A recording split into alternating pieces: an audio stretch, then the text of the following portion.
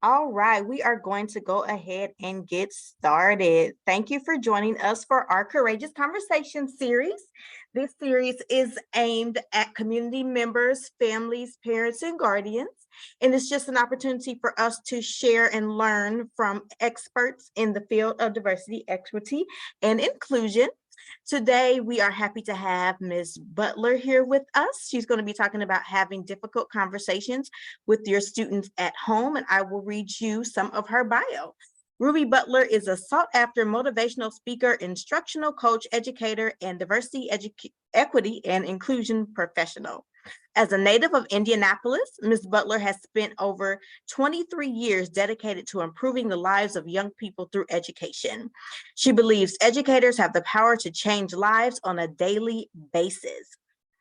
Ms. Butler has an authentic way of connecting with any audience, including teachers, students, administration, paraprofessionals, in-service teachers, you name it. She has a dynamic and glowing personality. Among her many professional accomplishments, she was nominated as a champion teacher, outstanding educator, and most influential educator. Ms. Butler has a passion to encourage, inspire, and empower people everywhere she goes. She holds a master's degree in educational leadership and a bachelor's degree in secondary English education. Currently, she is pursuing her doctorate in organizational leadership. And I will turn it over to her. Oh my goodness. Oh my goodness. I just want to thank you. Oh my goodness. See, here I go. I'm messing with the fonts, but but I just want to thank you, Terry, for first of all, for the invitation to even come and to share with you all those who are listening live and who may be listening later. This is my passion.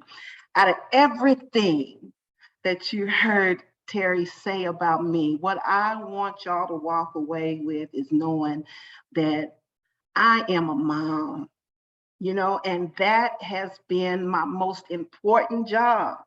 And I'll tell you, we're living in a day now where parenting gets more and more complicated with all that is going on in the world. And in the past, as an educator, I don't know if you've ever felt this way as a parent or a caretaker, but I know that as an educator, sometimes as I'm talking to teachers, as I'm talking to families, it seems like I have all of the answers. I've got all of the answers when it's about their children. But when it comes to my children, my own children, I can tell you that I'm right there with you. I'm right there with you. Sometimes I wonder, you see a picture, I don't know if you can see it clearly or not, but you see a picture of my two sons, Tyler and Rylan. Sometimes I wonder, are they hearing me? Sometimes I wonder if we are connecting. I'm doing the best. Sometimes I throw up my hands. I know you probably felt that way. I was talking to my son the other day, and he mentioned something that a teacher told him about how confident his voice is. And I told him, I said, I've been telling you that all along. But here's what I want to tell you. It's easy to parent a hypothetical child. But when we are in real time, I want to empower you, those that are watching today and listening today. I want to empower you that you have what it takes. And that's what I tell teachers sometimes when they're looking at the list of their students that come to the table. We didn't choose who we get, we got who we got, but you've got to believe that you have what it takes. So here's what I want you to do. Even right now, right where you're at, it might seem weird, it might seem a little crazy, but what I want you to do right now is I want you to point to yourself right now, and I want you to echo after me. I want you to say, I have. Oh, come on now, you can do better than that. Point to yourself and say, I have what it takes to do the job. Okay? There is no book. There is no book on how to raise children. And we are learning as we go. It's important that as we talk about having difficult conversations, is that I want you to understand that, it's messy. Sometimes it can be messy, and there's no perfect way to do some things. So I'm going to share some techniques with you that I think are powerful. And I have two children. I've said that before. I have two children, and they're 9 years apart. And I will say to you, being transparent, because of my experience, because of what I have gone through, just like each of you, I'm a better parent today than I was then, because I'm understanding, and I want you to understand. Hopefully you have a pen. Hopefully you have a little note that you can jot some things down. But I want you to know how influential parents and caretakers are. Yeah. You know, you are very influential. You know, when we think about we think about who has influence with our children. I want you to know that you have the most influence when it comes to your children, even if you don't believe it. And I love this picture. I love this picture because parenting sometimes can seem impossible. We wonder if we have what it can take, what it takes. And your position as a parent or caretaker is important because you influence the way people, your young person thinks, how they talk, how they feel, how they see themselves.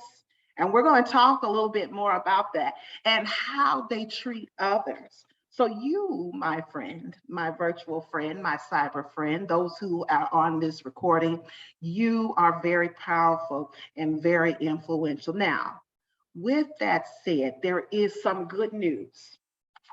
I love starting with the good news. And the good news is that these conversations that we think about being difficult do not have to be difficult. High five me right there. Give me a cyber high five. These conversations do not have to be difficult. And I love this quote. I think that it is worth sharing. And I want you to kind of, you know, focus in right now, because I think this is very important.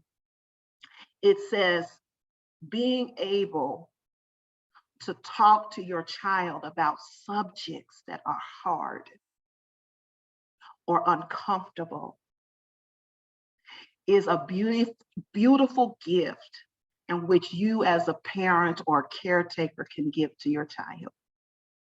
So although we might have some feelings about some anxiety about having these conversations, being able to do this with our children is a beautiful gift that has, guess what? Listen up, that has generational effect. And so I'm glad that you are here. All right, so let's start with this. All right where you're at. Now, Terry, I don't know if you can chime in. Terry is my friend. If you're there and you can chime Yes. in. All right, wonderful. Sometimes I just need to hear a voice. So here's what I want each of you to do, right where you're at. I want you to take a trip down memory lane. Go back, go way back.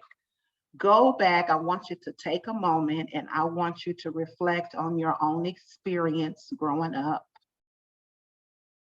Okay. What were some of the difficult conversations that you remember having with your parent or caregiver? Or in essence, what was awkward for you? Or wait a minute, because I want everybody to participate. What were some conversations you wish you had? Terry Lynn, what were some things that just popped out in your mind just right there? And when you go back into your mind and you think about conversations, what just came up? What was the first thing that came to your mind? Yeah, well, I'm letting them know they can type in the chat. Oh, yes. That should be enabled. Type in the chat, because see, isn't this funny? Isn't this funny? We are talking about how to have conversation. And when we talk about how to have conversation, guess what, folks? It's a two-way street. So Terry Lynn, you can talk to me, or you can share with me what some of the people are saying as they're typing into you. I will do both. I will say that my parents were kind of the strong silent type. It didn't really have much conversation about anything. It was just kind of, I'll sign off on the paper, that school will talk about whatever it may be. And other than that, like, it just didn't really happen. So I would probably say everything until I was like grown. We really didn't have like serious conversations, or kind of those things that you see and hear people talk about, that I had this talk with my parents, or kind of like in the Black community, they talk, quote unquote, that people talk about. We never, that just wasn't their thing.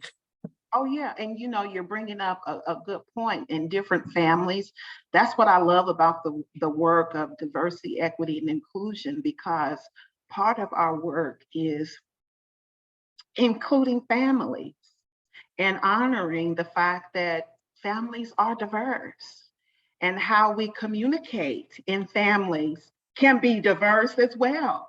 I can agree with you. There were certain things that when I think about growing up as a teen, I didn't hear from my parents, that my parents were not my first point of contact.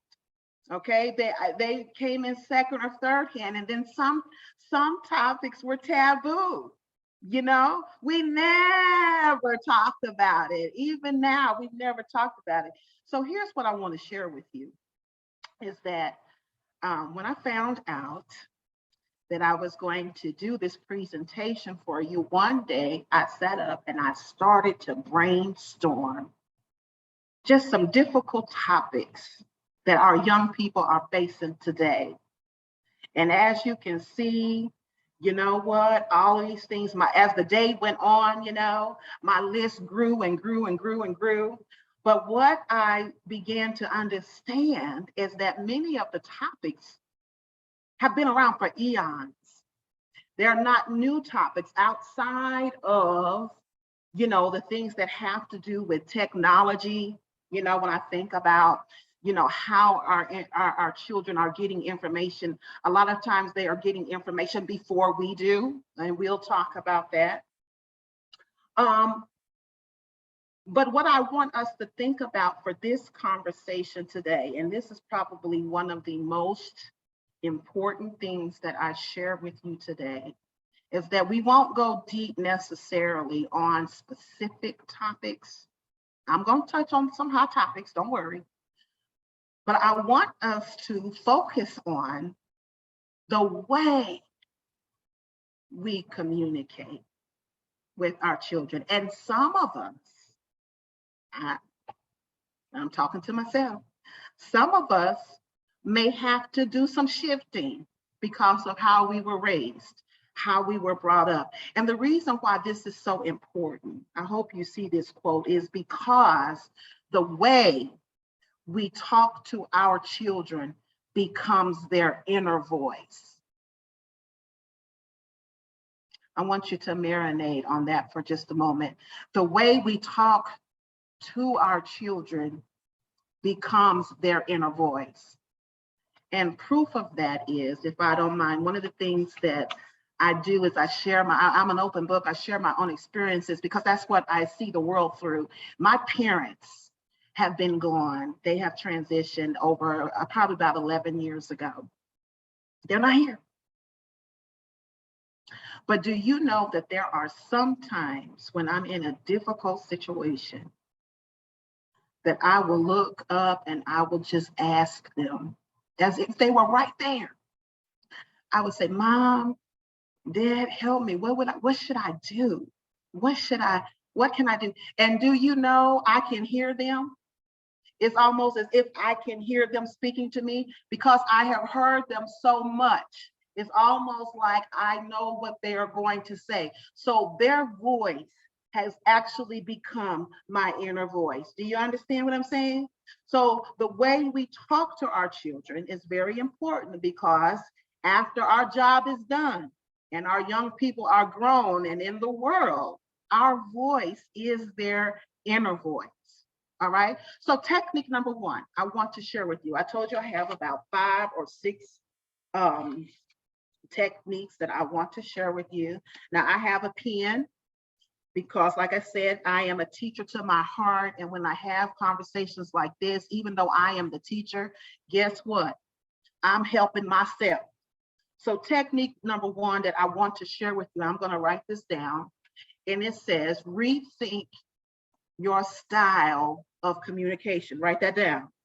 Now, I'm going to write that down, but instead of saying rethink your style of communication, I'm going to write down, I'm going to rethink my style of communication. So all of us, you know, we love our young people, we love our children, and I want you to think about the word conversation and think about your style of communication. And I have to be careful because many times, you know, I know what's best for my child. Have you said that to yourself? I know what's best. And we have to be careful that we are not the only ones doing all of the talking. See, the word conversation implies a two-way communication process. And your kids will be honest with you. I've talked to children, I've done young panels with young people, and I've asked them about communicating with their parents and communicating with their teachers. We want our young people to be advocates for themselves. And oftentimes they will tell me, it's like they never give me a chance to talk.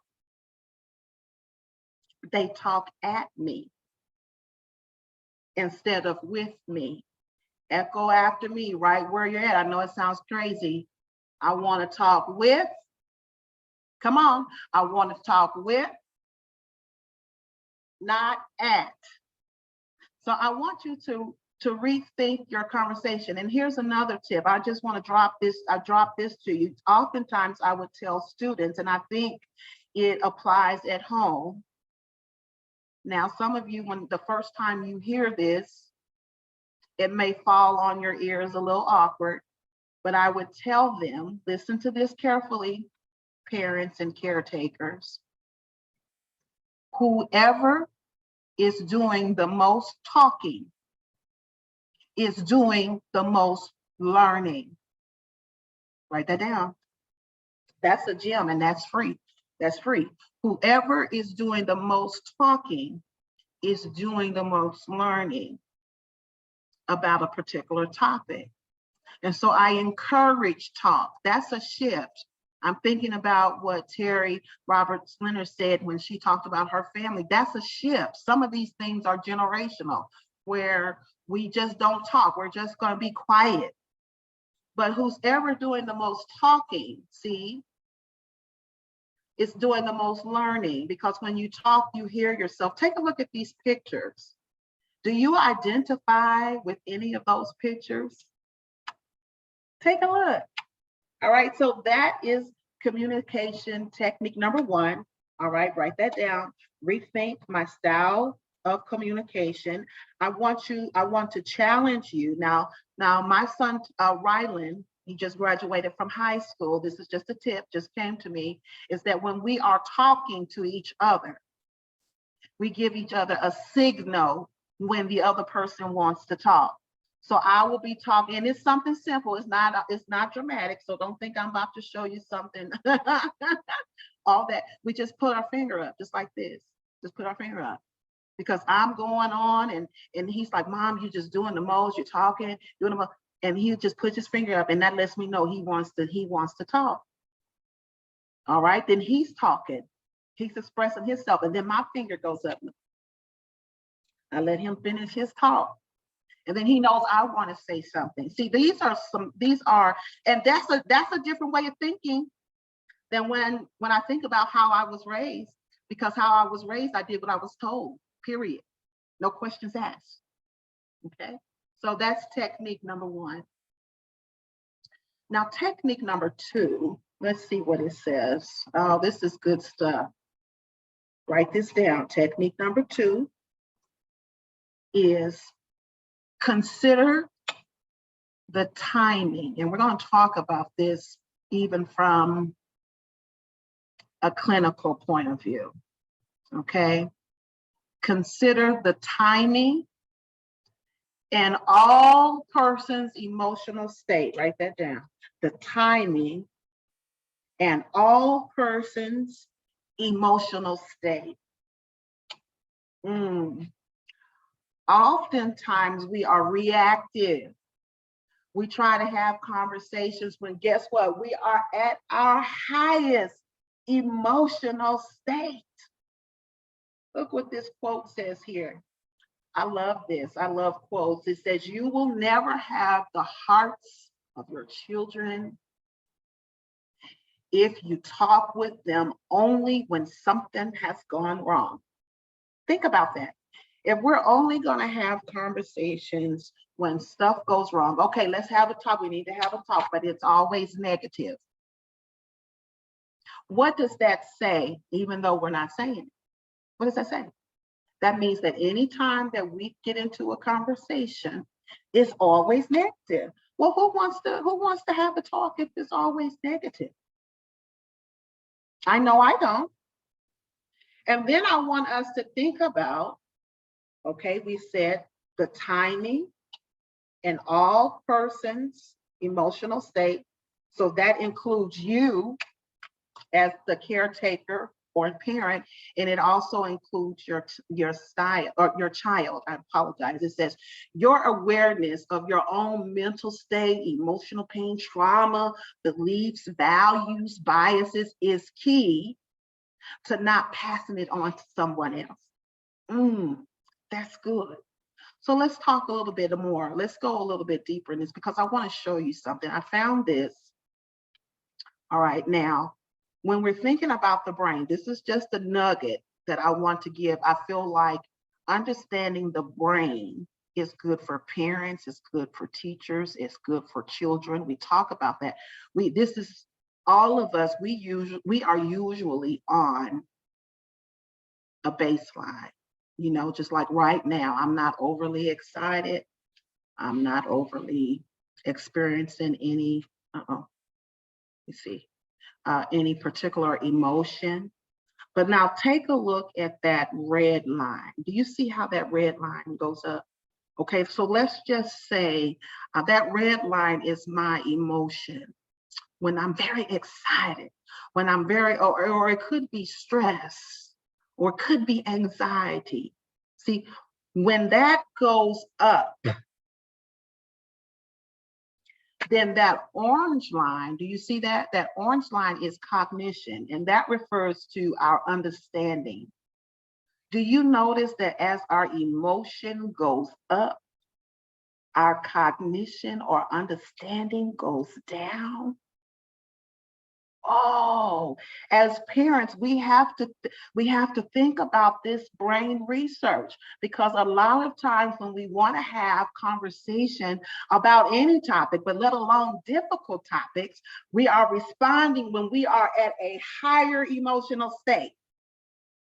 But guess what? When we are at a higher emotional state, the cognition is lower, not just for your children, but also for you. So I thought I would share that with you. That's something that I share with educators, but I think it's important. And so I wanted to give you this tip here. Okay, sometimes, you know, when we're responding to difficult topics and things that happen, it's like we are, playing whack-a-mole. Something pops up, we hit it. This pops up, we hit it. We heard this, we hit it. Okay, so I want you to write this down. I think this will free somebody today, is that you can take a mutual timeout. Let me write that down. A mutual timeout. Now, a mutual timeout, what does that mean? Ruby, what's that mean? It says just because the topic comes up doesn't mean I need to address it right then. High five me right there, high five me right there. Just because a topic comes up doesn't mean I have to address it right then. So for example, if I take a mutual timeout, basically what I'm saying is, okay, you go to your room, okay, I'm gonna go to, or space, May not be a room, but you go over there.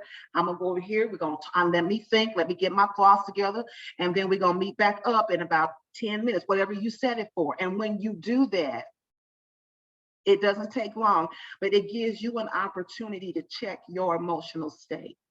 Where am I? Gives you a chance to breathe. Gives you a chance to think, because sometimes these young people, I'm telling you, there have been times I've been hit with topics I didn't know anything about. Okay. And when I give, give a mutual time out, then I'm less likely to respond in a knee-jerk reaction. Okay. So that's a little nugget that I want you to think about. Just a mutual timeout. Okay. Let's Ruby, you have a question in the Q&A. It says, how do you talk to a child that doesn't talk much and they have very little to say? Oh, hold on, because we are going to get to that. Now, remember this. That's a good question. Now, I'm going to get to that. Now, when it's all said and done, children have personalities, and we don't have a lot of control about, we think we do. And there are some children that, they process inwardly and they're not readily, believe me. And I know if you're a parent, you've asked your kid a question like, how did it go at school today? Or did this happen today? And what do they say? They say nothing. So I also want you to know, depending on the age of that child, that's normal. Okay, especially once we get into the adolescence, we're getting into middle school, that is normal. But I'm going to drop some gems on you as to how you can encourage them to share. Okay, and it's not going to be a one thing. It's not like a one thing. What I'm getting at is, how are you setting up your whole atmosphere, your whole environment at home to where communication is natural? Okay, so hold tight, and then if I still haven't answered that question before it's over, I want to ask you some more questions, because remember what I said in the beginning. It's important. Number one, what did I say? What's the age of your child? And then I also told you to think about what is the emotional state of your child. And so I will talk about ways some children don't necessarily talk. It's not necessarily about talking. See, it's about communicating. Communicating, there's other ways of communicating other than talking. Now, you're making me jump my presentation, but there are other ways to communicate other than talking. Okay, so we're going to talk about that. Now, take a look at this. Now, stay with me now. Let's go on and talk about these politicized topics, because these are really, I mean, if you're not prepared for this, I remember it starts with your mindset. These are politicized topics, whether it is a political viewpoint, social media, race, whether it's LGBTQ issues, cancel culture, DEI, critical race theory. I'm going to challenge you, and I don't care what street you walk down. I'm going to challenge you, and I want you to not listen carefully, not the first thing that comes to your mind, but the second or the third thing that comes to your mind. And the question I want to ask you is, how well do you really know the world? Let that sink. Okay. There's a difference between, I'm wrestling with this. There's a difference between being informed and opinionated. We all have opinions about things. We all do.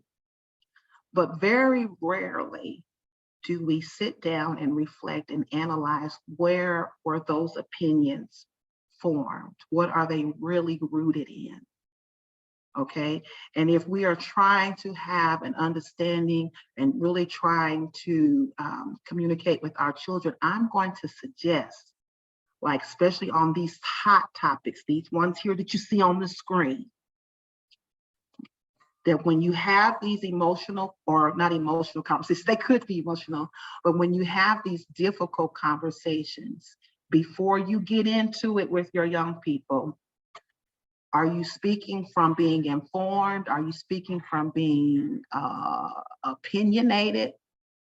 And I want us to think about being informed, because a lot of this stuff, I'm gonna be honest with you, I had to do my own research because I don't know where this is coming from, which brings us to this. You see what I put on here? It says Facebook isn't cool. So all you Facebook parents and caretakers, the young people have chimed in, and where are the kids getting their information from? This is a chart that says, okay, there's a lot of social media sites. I'm gonna leave that up there so y'all can get a picture of that, take it, pause it if you're watching on recording. These are just some top sites of where our teens are getting their information from social media. But that's not the only place kids are getting their information from. They could be getting their information walking in the grocery store, seeing the world. Maybe they see an incident. Maybe they're standing at the counter and they're looking at the magazines. They go to school. They play on the playground. They get their information from. They are talking to each other. Maybe they went to the family reunion. Maybe they went to church. So there are so many ways. A lot of times we really point to the schools as where they're getting information from, and they do get a lot of information, but think about how your family interacts. Even when you have family gatherings. I mean, there were times when we had family gatherings that the adults were in one room, the children were in another room, and we had our own conversations. So I want you to think about where, don't be overwhelmed. Just be knowledgeable about that. Now, let's hear this here, right here. This here. Someone, Terry-Lynn, I think this is going to begin to answer that question that was brought up in the chat. I'm going to write it down. You have your pen, write this down. Tip number 3 is sharpen your two-way communication skills. So we have a child that does not like to talk or does not like to communicate. First of all, one of the things we can do is take a look at our questioning. And we want to invite children to talk. Let me say that again, because I think that might just go by without really grasping it. Inviting your young people to talk. What does that look like? So here are some stems, sentence stems that might help you to invite a child, because you're right, whoever wrote that question, and I want to validate you right now. You're absolutely right. A lot of our young people are not going to be forthcoming with what they think about, but here's something how I invite a young person to the table. Not as a know-it-all. I'm in the position, I'm a parent, I'm not a know-it-all. I've learned something, check this out, read it. I'm reading that first sentence. I've learned some things about, you fill in the blank, substance abuse. What's your opinion? What's your opinion? What do you think? As opposed to, do you do drugs? I know that's kind of like, but what is your thing? I saw a post on social media about how, groups of students are not getting along with each other. What are your thoughts? See, you open up, what are your thoughts? Are kids talking about, what tennis shoes people are wearing? Is that really a big deal? What do you think? See, those open-ended questions, see how we ask questions is how we can get kids to engage. Now, this was not in part of my presentation, but I'm going to give it to you. This is free. All right. Now, my mom and I wish I had something where I could show you, but we also would journal to each other. So we had a notebook, and it doesn't even have to be a notebook. Nowadays with technology, it could be text messages, but I would write to her and she would write to me. I would write to her, she would write to me, just a little steno notebook, because we have to honor the fact that all of our children are not talkers. Some of them might want to write. It doesn't matter how they communicate with you. It's just that they do. communicate with you. Does that make sense? I'm hoping this is helping someone out there today. Let's go a little bit further in our conversation. So if we sharpen technique number 3, if we sharpen our two-way communication skills, that's what we have, right? Then technique number 4, oh yes, watch that get really big. Number 4, put a star by number 4, is as caretakers and parents, we need to learn how to listen. Terry Lynn, are you there? Yes, ma'am. Can you tell, now we're just talking, can you tell whether or not a person is really listening to you or not? I think so. How do you know a person is really listening to you? If their responses are a lot of yeah, or yeah, that's wild, that's crazy, something simple that could just go with everything. That's usually when they're not listening. That's right. Or I'll like slip in a question there, and if they're just like, well, clearly they're not listening to like what you're talking about. When you nail, you hit it on the nail. As parents, as educators, as whatever it is you do professionally or just working, a lot of times we tend to multitask.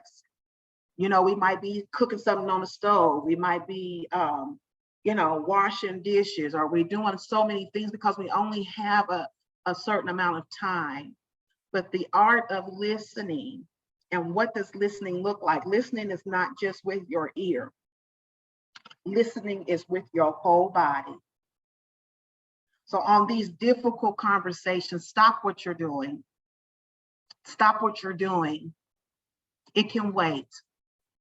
Okay, especially if your child, your student initiates the conversation. All right. If you initiate your sometimes it's like, in my classroom, I'm going to use this as an example. There are sometimes, have you all heard of community circle? Where like the teacher will pull the students together for a community circle to check in, right? Well, then there were some times where, it wouldn't be a community circle necessarily. It would be a business meeting. Maybe something happened the day before. Maybe there was a substitute and the class went awry, and the substitute left a note.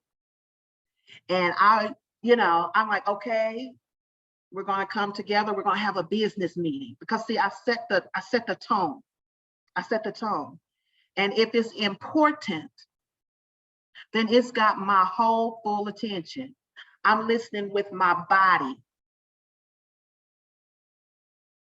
Okay, I'm gonna let you marinate on that, because I can tell when people aren't paying attention to me. I know Terry Lynn is listening to me because as soon as I ask her a question, even though we're virtual, she's right there to answer. She's right there. She's participating. I'm listening with my whole body. I'm leaning in. I'm letting that person know that what we are talking about is important, and I am interested in what you're saying. And not only that, I'm going to validate what you said. Oftentimes, we don't validate what our children are saying. We go into either correcting them, or we just ignore what they said. So, and what does it mean when we say validate what our children say? So you're listening to them, and something you can simply say when it's your turn to talk, you say, I heard you say. And then you take a moment to recap what they said. And I tell people all the time, I thank you. Oh, I thank you for talking to me. Have you ever thanked your child for talk? Thank you for bringing that. I'm so glad you felt like you could share that with me. Let me make sure I understand what you are telling me. It makes a difference. Something that I love, this quote by Stephen Covey. He, many of you know him. He does a lot of leadership work with professionals and children. And he says, seek first to understand, then to be understood. That's a shift when it comes to the parenting paradigm. Oftentimes we want to be understood. Do you understand? How many of y'all have said that? Do you understand what I'm telling you? Do you understand what I'm saying? So, let me put this finger down, because I just went right there and put that finger down. But in order to have that conversation is I heard you say this. Let me make sure I'm listening. I stopped what I'm doing, even if it's for a few minutes. And I love that picture. I love this picture for technique number 5. Look at that picture. Model. Look at that baby kitten looking at that adult lion. You see that? See? Remember, our kids are watching us. How do we deal with difficult or stressful topics? When something happens at work or something happens with a friend, how are we dealing with it? They are watching. Are we transparent? So you say, well, Ruby, what do you mean? What can I do? Okay, so you are struggling with a difficult topic or something, and I'm going to say out loud, I have something I need to talk about. I need to talk about it. I got something on my mind and I need to talk about it. Remember what I told you about the inner voice. The inner voice is that our inner voice comes from our caretakers and our parents. So as you are processing how you handle stressful conversations, it becomes their inner voice. So you say out loud, let me go get my journal. I got something I'm thinking about. I need to write in my journal. They see you writing in your journal. That becomes an option for them to write in here. I need to take a time out. I need to just I need to get my mind right. I need to go for a walk.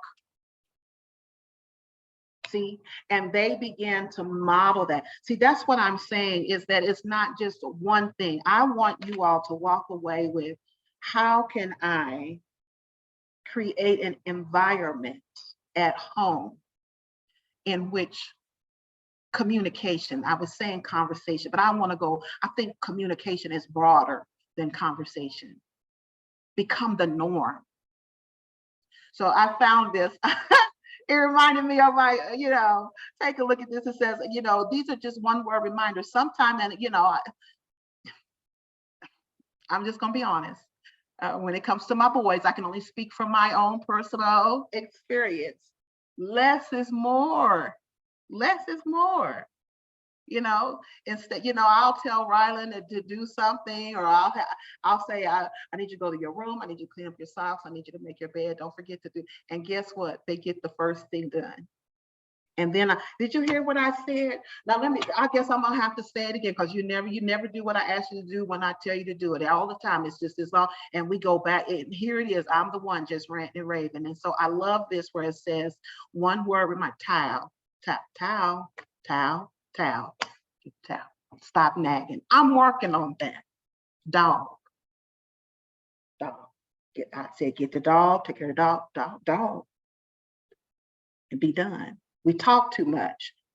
When agreements, I like number 5, when it says when agreements are made in advance, sometimes one word is often all that needs to be said. So that was just another nugget. All right, technique numbers. Look at that baby. Oh, yeah, doesn't that remind you of the Charlie Brown? Those of you who grew up in Charlie Brown era, the teacher, stop talking so much. Give them a chance to talk.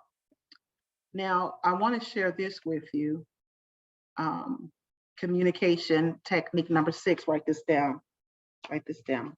Number 6 is make communication ongoing. I need this for myself. Make communication ongoing. There is no such thing as the sex talk. Just gonna put it out there.